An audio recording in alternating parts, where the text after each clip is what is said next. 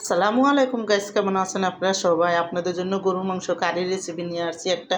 প্রথম দেখুন এখানে আমি বেশি করে পেঁয়াজ আর বেশি করে আমি কাঁচামরিচ ফাইরা দিয়ে দিছি, একসাথে দিয়ে একটু হালকা লাল লাল করে ভাজা নিব তেলের মধ্যে।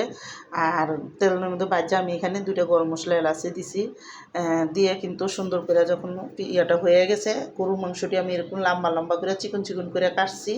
কাটটা এখন আমি এই তেলের মধ্যেই কিন্তু গরুর মাংসটা দিয়ে দিলাম।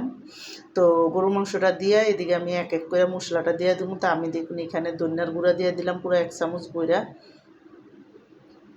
লাল মরিচের গুঁড়া দিয়ে দিলাম 1.5 চামচ, কারণ কাঁচা মরিচ দিছি এই জন্য 1.5 চামচ লাল মরিচের গুঁড়া। এখানে গোলমরিচের গুঁড়া দিয়ে দিলাম 1.5 চামচ, আর হলো অল্প করে জিরার ফাঁকি। আর এখানে দেখুন আদা রসুন বাটা দিয়ে দিলাম 2 চামচ, অল্প জিরার ফাঁকিও দিয়ে দিলাম, দিয়ে কিন্তু একসাথে স্বাদ মতো লবণ দিয়ে দিছি।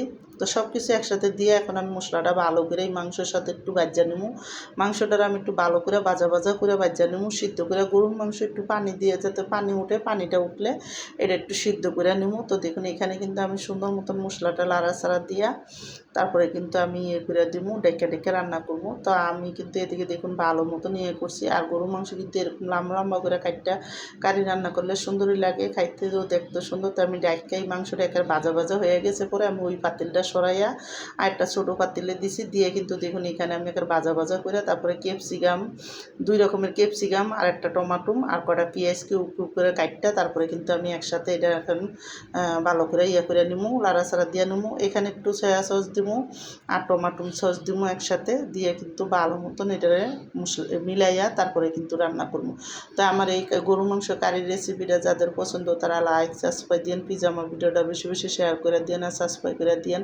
আর এইভাবে একবার হইলো গরু মাংস কারি রান্না করে দেখেন, অনেকই মজা লাগে। তো আমি কিন্তু দেখুন এখানে যখন ইয়েটা দেওয়া হয়ে গেছে, টমাটো সসটা দেওয়া হয়ে গেছে, আমি কিন্তু এখানে এখন একটা বাটির ভিতরে সুন্দর করে যখন একটু কষানো হয়ে যাবো তারপরে কিন্তু আমি একটা বাটির মধ্যে কত পানি, আধা কাপ পানি দিয়া 2 চামচ কর্নফ্লাওয়ারের মতন দিয়ে দিব।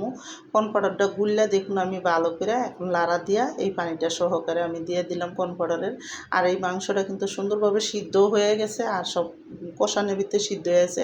এখন আমি খালি সুন্দর করে একটু বলকাইলে নামাই দেবো, ভালো করে হালকা হালকা মাখা মাখা কারির যখন তেলটা উঠতে যাবো তখনই কিন্তু নামাই দেবো।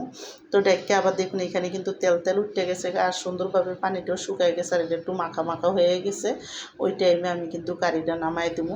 তো দেখুন এদিকে কিন্তু ভালো মতন লাড়াচাড়া দিয়ে এখন কিন্তু আমি সুন্দর করে এটারে নামাই দেবো। তো দেখুন এখানে হয়ে গেল আমার এই কারি রান্নার রেসিপিটা। আর এটা ভালো মতন তেল তেল উঠে গেছে যখন, তখন একটা বাটিতে ডাইলে এখন নামাই দিলাম।